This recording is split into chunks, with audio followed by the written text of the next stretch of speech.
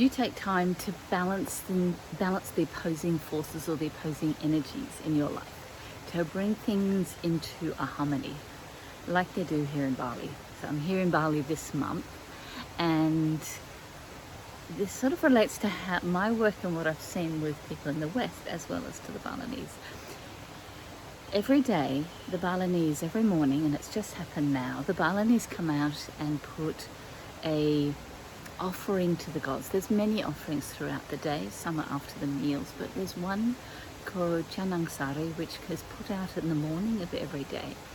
It's a little woven palm leaf tray or open basket, and it will have flowers in it, maybe a little rice, cooked rice, food. It might have even a biscuit or a cigarette. Different flowers have different colors. They all go to support and to honor different gods. They may be betel nuts. There's many different things that can go on them. You'll see them everywhere in Bali. Every morning they're out. They're put out in the most amazing way. So this one here is up on this little house temple just outside my room where I'm staying. But you'll see them on the doorways of every shop. Some days you'll see them on cars and motorcycles, bicycles and buses, because that's the day to protect and honor, really transport. And they probably did it on buffaloes in the old days. And then there is other ones that just happen every morning, and these are gratitude for what's happening in their life, but they're also about honoring the gods and appeasing or looking for, seeking and inviting balance with the demons that they see. They're in another level of their world, and bringing harmony.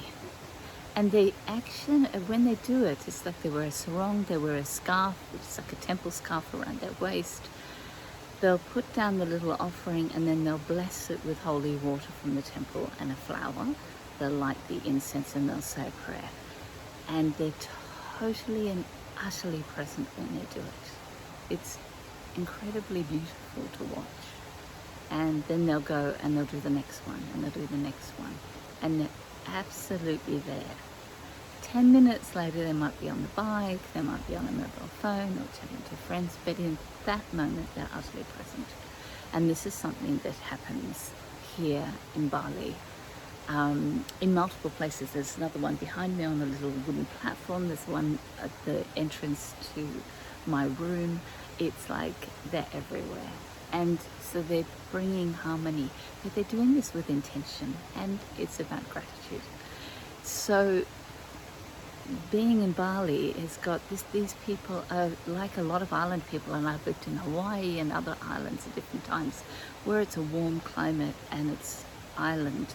There's a much more relaxed approach to life. In Bali, even more that way. It's very unique even in the Indonesian islands, because of their Hindu animist faith and just how they view the world and their approach to it and these offerings. And they're practicing mindfulness multiple times a day. And then if you flip back and I sort of go, okay, so I spend part of my year in places like this, in places in Provence, in places that are really slow and deeply relaxing and nourishing. And people come and join me in these places for private retreats because they're so beautiful. And then I spend time in London and Sydney occasionally, and in other much busier cities or places, or with groups of people where there's a lot of like mental interaction and excitement. And I think there's something with the balance in our lives of the slow nourishment and the up, excited, high energy. And I look to balance it in mine, and I'm really curious about how do you balance it in yours. Like, do you find that you're more like a Roadrunner and you're just on the go, and stopping and pausing is just really challenging? Or do you find that you're really relaxed and you're slow and you're moving at a slower pace, a bit more like the Balinese? But then if you want to make something happen, you want to get something going in your work or your life, sorry, Mozzie's are biting me here. it's really hard to get momentum. You procrastinate, things get in the way. Both these energies, I think, are really important. The nourish and the slow, and the high energy action make things happen. I balance both, and I do it so that I'm a morning person, very early morning, so I do my creative writing and a lot of my productivity and ideas and everything first thing in the morning, and then I do the other things later in the day that are more of the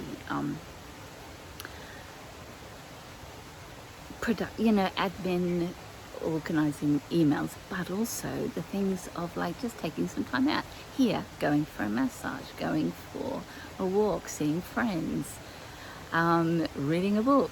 I'll do all those, swimming in a pool, lying in the sun, and then in the evening, the end of the day, because I'm often in opposite time zones, I'll do my virtual sessions with people, and I'll do a couple of hours of full-on work again, and then I'll take my evening off to relax. So I find this alternating rhythm works really well for me. And yes, of course, it changes in different places. But I'd love you to share or explore, what rhythm do you find yourself in most of the time? Is it more of this sort of slow, relaxed islander, but then making big changes and innovating things can feel really hard? Or you just go, go, go, and then the really deep, slow, nourishing time is hard for you to find, unless you're on holiday. This is why people come to places like this for holiday, because we step into their energy, and it's slow, and it's relaxed, and it's just, and of course, it's warm. It's 30 degrees. It's actually a little bit less today. It's probably about 27.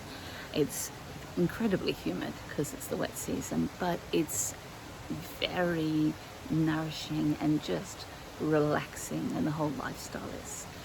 So instead of just doing it on holidays and then alternating that with work, do you find a way that you can balance it in your everyday life and have it giving yourself a bit of both, maybe on different days, maybe on different hours of each day? I'd be interested to hear, and so share it below, message me, and take this up. And if you'd like some, I'm doing virtual sessions from here where you can join me in the energy of Bali while I'm here, but from wherever you are in the world. And if you'd like to know more, there's details below or in the email if you receive this by email. Okay, my friend, have a gorgeous day balancing your life the way the Balinese do, with just a little moment of gratitude, of thanks, and calling in balance wherever it can come from. Bye from the tropics.